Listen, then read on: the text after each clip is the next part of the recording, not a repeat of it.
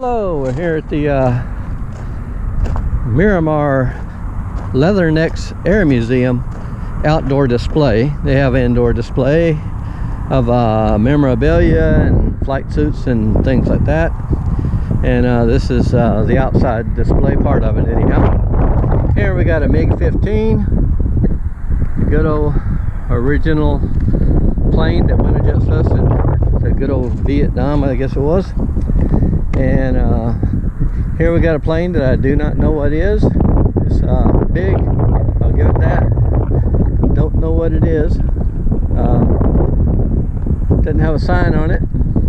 Like I say, I don't know what it is. Right here is a F4U Corsair. They were used during World War II. Had a Wright 2800 double row radial on the front, bent wing, and beautiful airplane. Absolutely gorgeous. Let's see. And that's what the plane would look like if the plane were actually there. So I think I described it pretty good. I don't know where the plane is. It's missing.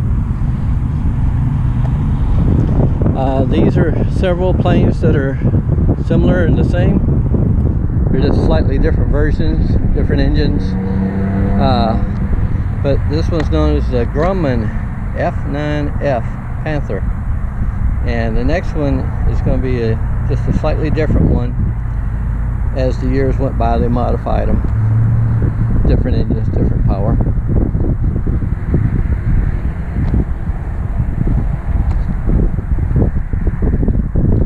And this one being an F2H. So different engines. Other than that, same basic airplane. Made some things stronger. And a Chance Vault F8. This is the fighter plane where the wing actually lifted up at the front. On the fuselage there's a little crack, and the whole wing rotated up for assisting with short takeoffs. They still weren't that short, but it did assist with them. Now they have some very cool machine guns here. They, to me, look incredibly Japanese, but supposedly I guess they're not, but I don't know. This one's a set of quads. They're pretty cool. They got removable barrels. That's what the wooden handle here is for, so they can unsnap it, remove the barrel, keep shooting. But definitely World War II era equipment here. And I am quite for certain it is Japanese, but I don't know. Has a funny little symbol on it, if anybody recognizes that. It's also this chain link fed. It's got a spring buffer, blowback bolt design machine gun. And let's see, there is one more bit of information here that I found on it, if that means anything. It looks like JA, but got a toggle switch here, and it clicks, and it didn't eat me or nothing. And they use numbers and stuff, so I do not know.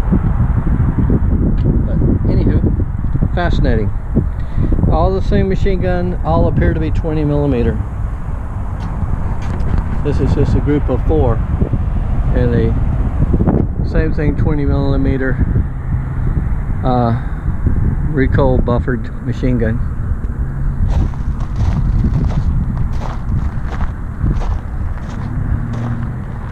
Excuse me.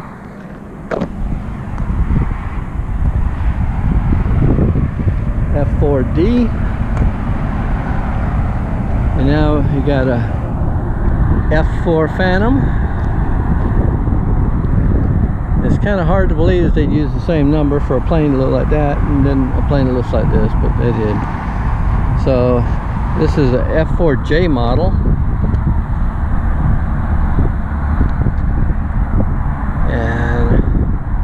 sitting there on a nice pad. We got a Humvee with rocket launchers on top of it. Built-in radar launch. I think it's a target on wire tow missile system. OV-10 with rocket pods on it. Not fond of the paint job, but hey, it's what it is. Probably good camouflage for desert environment. And then we got a Harrier that's here. So there's a sign for the OV-10. What it says about it: max speed 250 knots.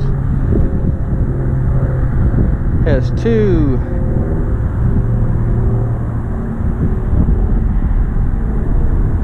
1,000 horsepower turboprops. Wow, stronger than I thought it was. Anyhow, the Harrier, which is also called a jump jet by some people, made by Hawker Sidney, and pretty nifty airplane though. Got some heavy duty landing gear, giant air intake, and the engine's still in there. Imagine that. Big honking engine. And the exhaust was vectored out here so it could lift itself vertically up. Got a front and a rear.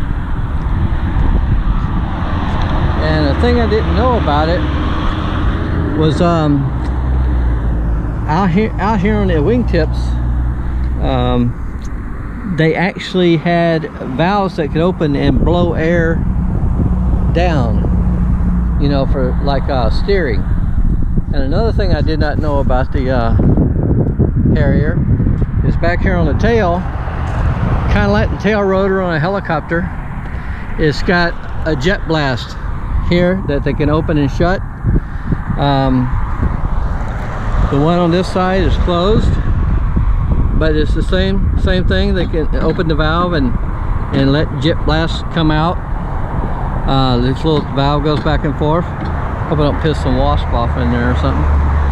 But that allowed them to rotate, and so not only did they have the 4 big blasters, but they had the steering jets out here on the wingtips, and the steering jets would blow jet blasts out here and allow it to steer, you know, to stay level.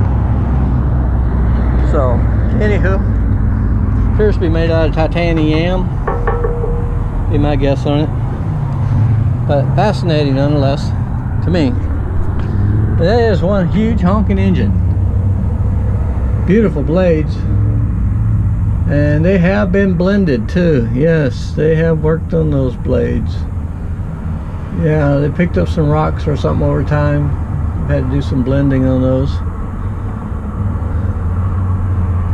Big fan, big fan.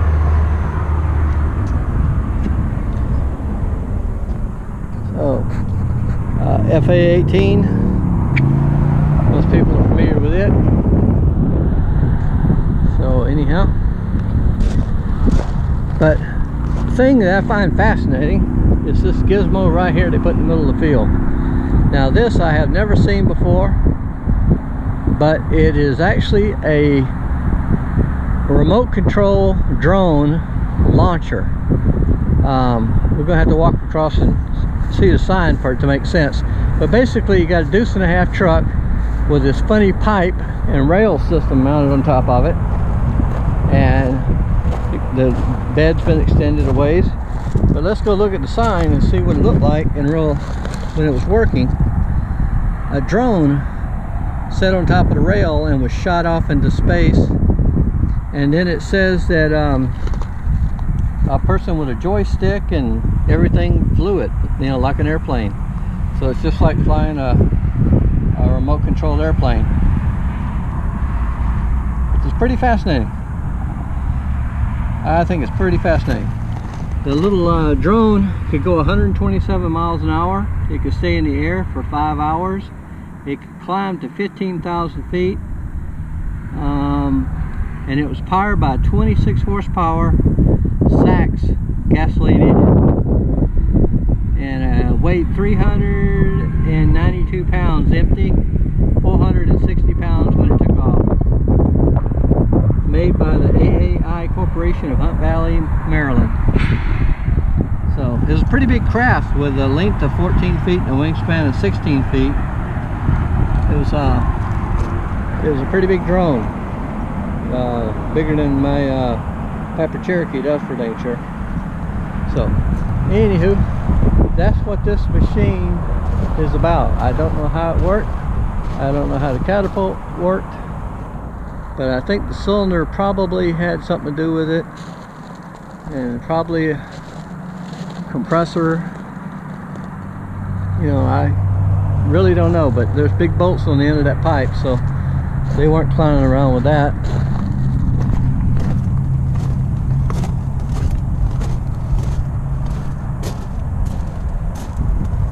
No big hoses there to give a giveaway as to how it worked.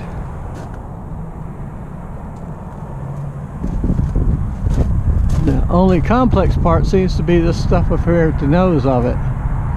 And there's a pipe coming out of the big tube, and looks like it's going through a quick acting valve with a secondary valve, and pipe that goes around it. That's interesting. Maybe that's used to measure pressure or something like that. And then it comes into this, which may be an air motor. It looks remarkably like an air motor. So this may be a winch on the end that winds cable up. They may use compressed air to wind a cable up incredibly quickly, which would snatch the drone off the top of this thing. That would make sense to me. Yeah, because we got a big air dump that goes right into what appears to be an air motor. So that's my guess on how this thing works. It was cable, compressed air, quick dump, and cable. So that's probably that. So then that means these two things that look kind of like hydraulic hoses are probably compressed air lines going back to re-inflate the system. They're not compressed air lines at all, they're electrical cables. So that blows that theory. Now those are electrical cables going into a junction box. So I don't know where to put the air in this tank, but there's the air lines right here on the bottom. Air lines are on the bottom, and the compressor is up there in the front, right behind where it says NS on the yellow bracket. There's the compressor. So the compressor would pump this tank up to some high amount of air pressure, and then they would let it go, and it'd send the thing zipping down these two rails on top, be where the aircraft would be, and he'd get zipped off of it. And it looks like this thing could carry 3, but I don't know. A lot of unknowns here about this thing. Be kind of cool if they had more pictures. But anywho, off we go.